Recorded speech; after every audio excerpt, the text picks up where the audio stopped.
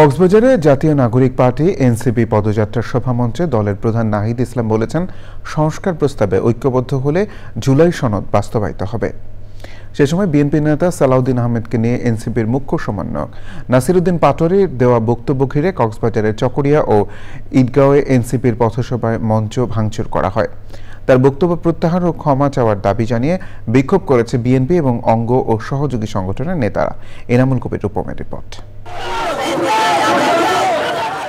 জাতীয় নাগরিক পার্টি এনসিপির দেশ গড়তে জুলাই পদযাত্রা সৈকতনগরী কক্সবাজারে। বাস টার্মিনাল থেকে 5 কিলোমিটার পদযাত্রা শেষে পাবলিক লাইব্রেরি মাঠে সমাবেশ।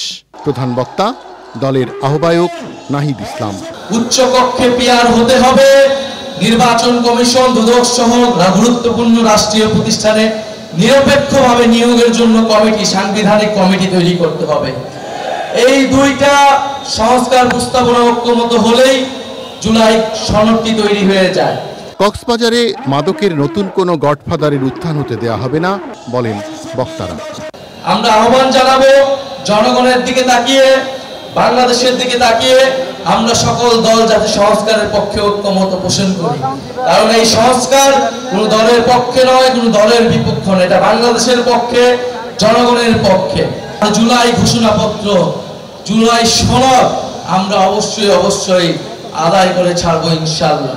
অনুষ্ঠানে এনসিপির মুখ্য সমন্বয়ক নাসিরউদ্দিন পাটোয়ারি ও হাসনাত আব্দুল্লাহ, সিনিয়র সদস্য সচিব তাসনিম জারা বক্তব্য রাখেন।